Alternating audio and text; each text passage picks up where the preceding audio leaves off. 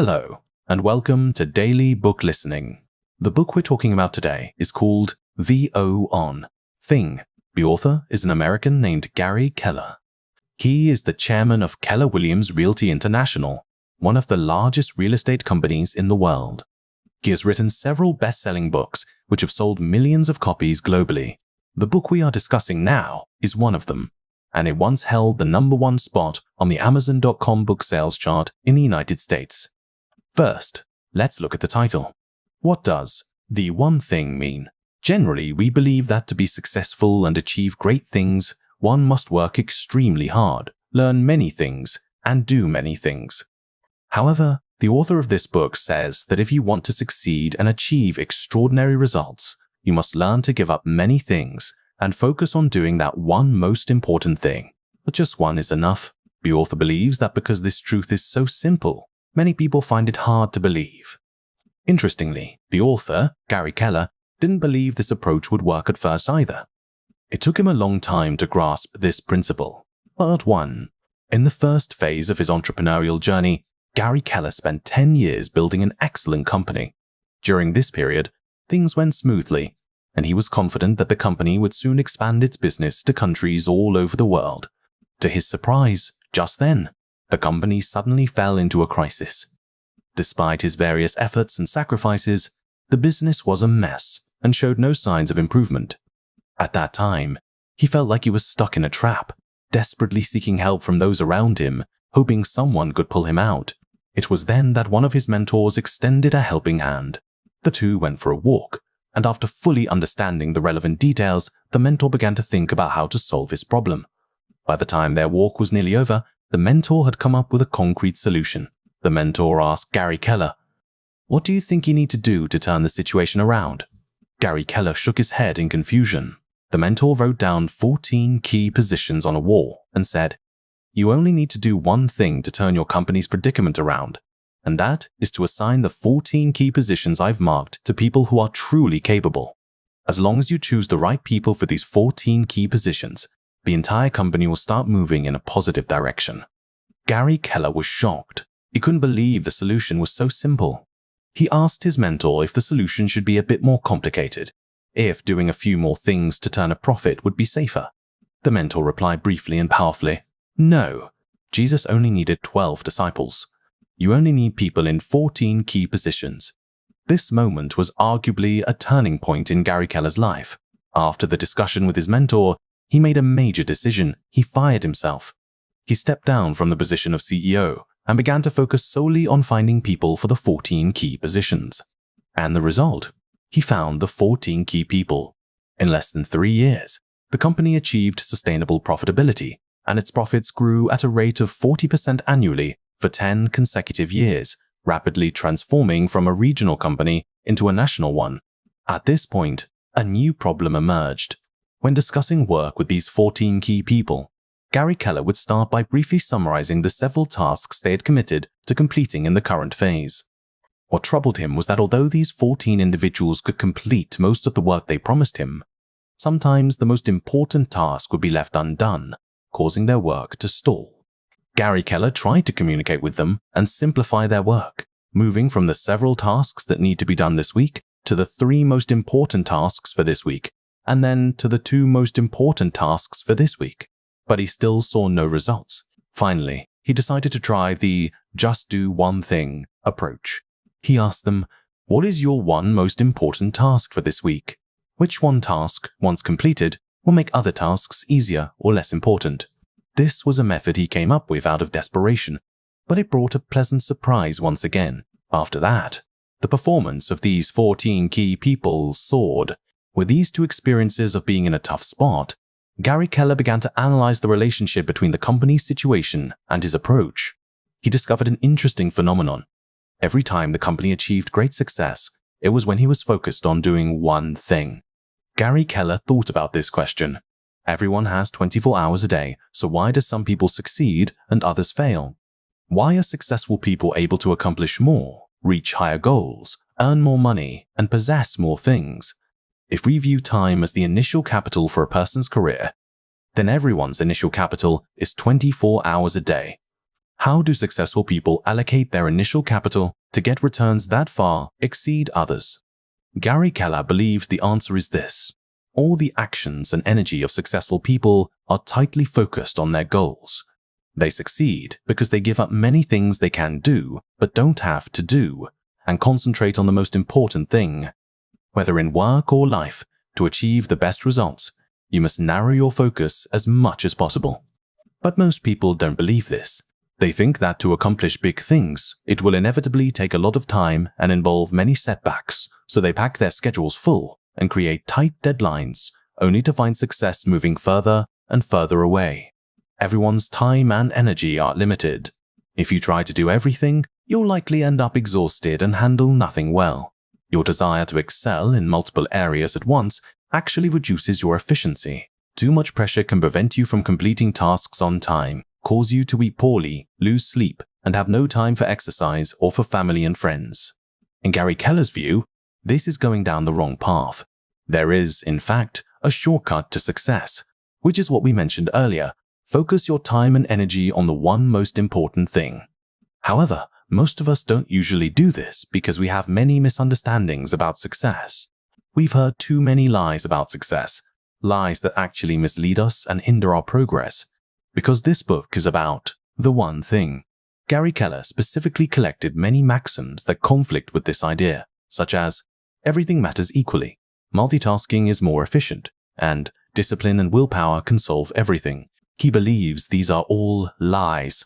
Let's start with the first one. Everything matters equally. In our daily lives, we often find ourselves in this predicament.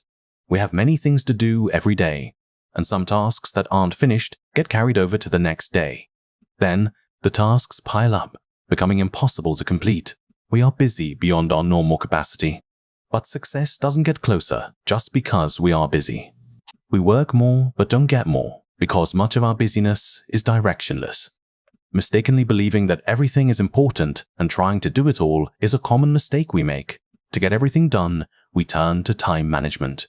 Creating a to-do list is indeed a useful method that can effectively help us concentrate. But we are also often constrained by the list, feeling as if we have to complete every single item on it. Moreover, the order in which we handle things is unintentionally influenced by the list. Successful people handle tasks differently from ordinary people. Before making a decision, they think things through until they identify the main task. Then, they treat that main task as the core and organize other activities around it. They are very likely to do first what ordinary people would typically postpone. They also have a clear understanding of to-do lists. Compared to a long and cumbersome to-do list, they prefer to create a short and powerful success list. How do successful people transform an ordinary list into a success list? Let's look at the discovery of Joseph Juran. Juran was a master cryptographer who made outstanding contributions to both science and business. His achievements caught the attention of General Electric. GE invited him to examine the fairness of the company's executive compensation plan, using the theory of Italian economist Vilfredo Pareto as a reference. In the 19th century, Pareto calculated and proposed the idea that 20% of the world's population owned 80% of the wealth.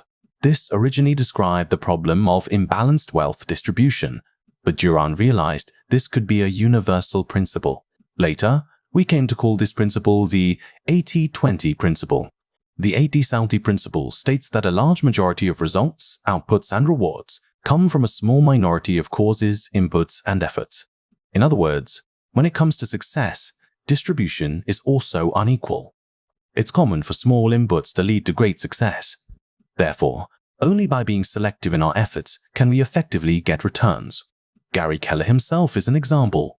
A few decisive moments led to his current achievements. Take investing, for example. The vast majority of his wealth comes from a few correct investments. So, we can use the 80-20 principle to transform a to-do list into a success list. From the things you need to do, pick out the most important 20%. Then, narrow down that 20% until you find the one most important thing. The second lie about success is multitasking is more efficient. If doing the most important thing is the key, why do we try to do other things at the same time? In 2009, a professor at Stanford University conducted a study. He wanted to see how so-called multitaskers managed to complete several tasks simultaneously. He told a reporter from the New York Times that he himself lacked this ability and had always admired those who could do it. The professor led a research team that distributed over 200 questionnaires to survey students' multitasking habits. They divided the subjects into frequent multitaskers and infrequent multitaskers, and hypothesized that the frequent multitaskers would be more efficient. But the results were unexpected. The professor said, "I thought multitaskers must have some kind of magical ability, but it turns out they're just bad at everything. They seem to be able to handle everything and appear unfazed by any task. But in reality, they don't do any of them well. So, the idea that a person can handle several things at once is just a beautiful lie. The problem is, this practice is very popular now. Many people believe they should multitask and spare no effort in doing so. We often see this way of working as a sign of high efficiency and frequently discuss how to master this skill. Companies also treat it as a distinct advantage when recruiting, but in reality, it is just a blind lie. Multitasking is neither efficient nor a path to success. If you try to do two things at once, you will either fail to do them at all or do both of them poorly. There's a saying that goes, "To do two things at once is to do neither." Sometimes we can indeed do two things at once, such as walking and talking, or eating and looking at a map. But we cannot do two things that require our focus at the same time. The strange thing is, modern people are particularly fond of giving others the impression that they are multitaskers. For example, listening to music while working, talking on the phone while driving, or playing with a phone while eating. Sometimes it's not that we have too little time and too many things to do, but that we are constantly telling ourselves we need to do more things simultaneously. In the time we used to spend on one thing, we now hope to do two or even three things. Let's talk about our work environment. Our offices are places that demand everyone to have 3 heads and 6 arms. You're focused on a project, and suddenly someone starts coughing and asks if you have a cough drop.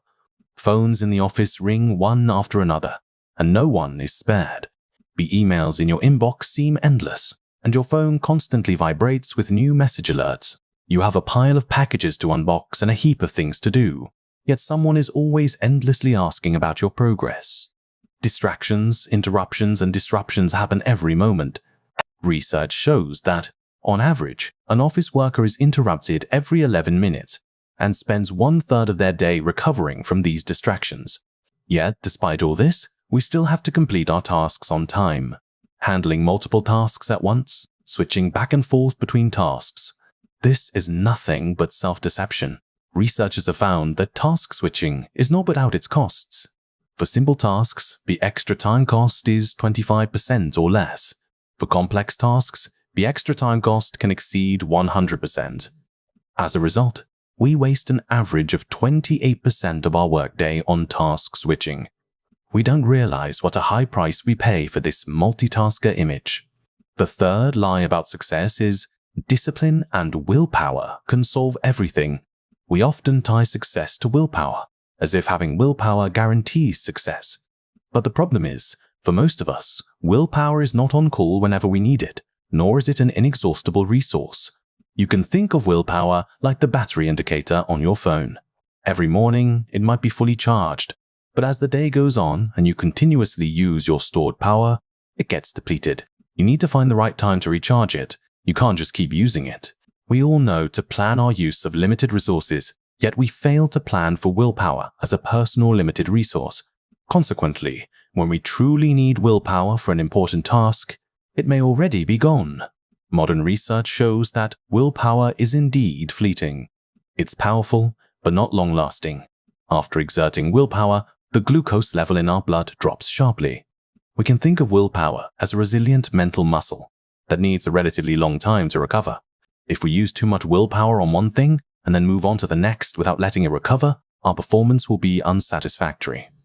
At this point, you need to refuel your brain, for example, by eating foods that slowly raise blood sugar levels, like carbohydrates and proteins.